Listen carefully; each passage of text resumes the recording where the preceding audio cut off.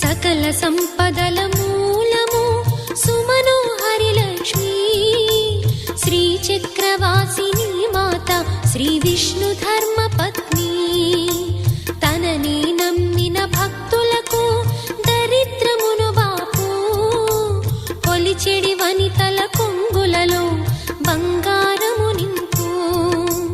అష్టలక్ష్ముల రూపున అవతారం దాల్చినది కష్టములను తొలగించగా భూమిలో వెలసినది లక్ష్మీదేవి కథ శ్రీ లక్ష్మీదేవి కథ లక్ష్మీదేవి కథ